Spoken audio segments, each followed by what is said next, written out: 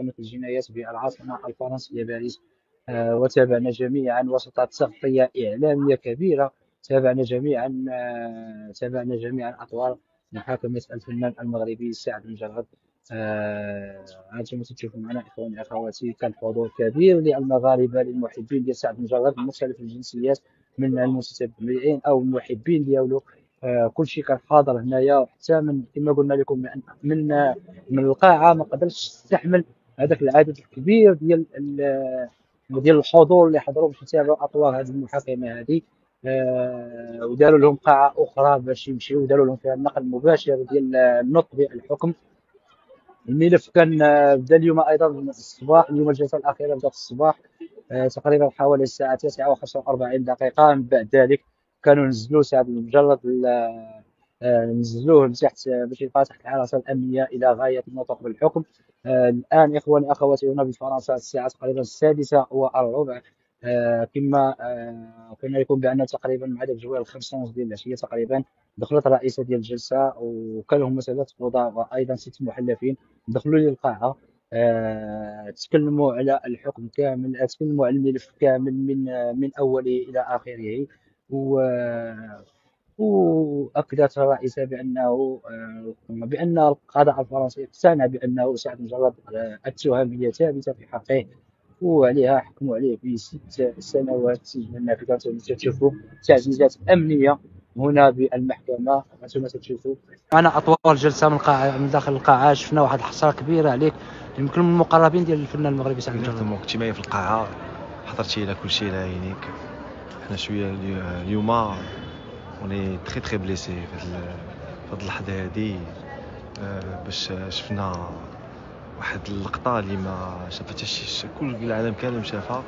هي حكموا عليه بواحد الحكم خاطئ، باسكو الحكم نورمالمون ديال 6 سنين، الوغ كو افيك بوكو ديليمون، كاين بزاف ديال الدلائل اللي بينوهم وقالوهم.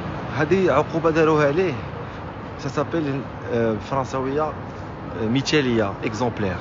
Ça veut dire c'est un jugement exemplaire. عطاوه ب 6 ans.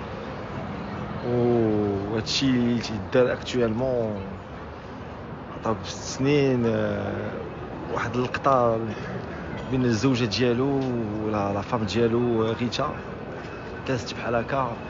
ميم الكلمة دابا تشوفني بحال هكا انا ستريسي، وانت حتى راه ستريسي بحالك.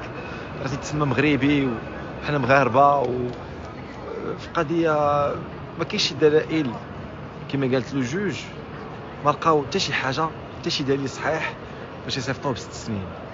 واللي تغربت فيه بزاف هو لقيت واحد الشابه مغربيه اللي كانت مشات مع لا بارتي ديال لورا بريول وساندات العائله ديال لورا بريول مغربيه ديالنا، وسادات لورا بريول بور لو فيول.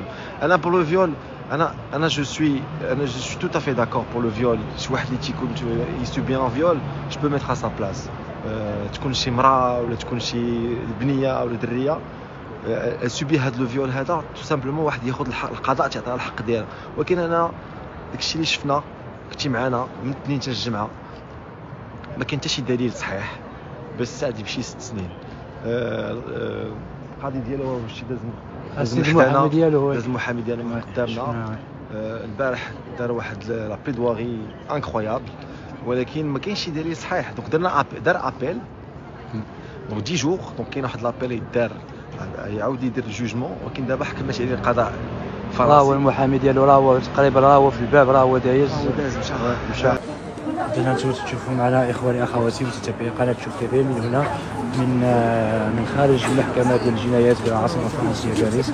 كما تشوفوا معنا إخواني أخواتي عدد كبير ديال المغاربة اللي جاوا متتبعين ديال سعد مجرد من كل الجنسيات، جاوا يتبعوا ويسمعوا اللحظة ديال النطق بالحكم، واللي كان 6 سنوات سجنا نافذة في حق الفنان المغربي ونجم الفوق العربي سعد المجرد.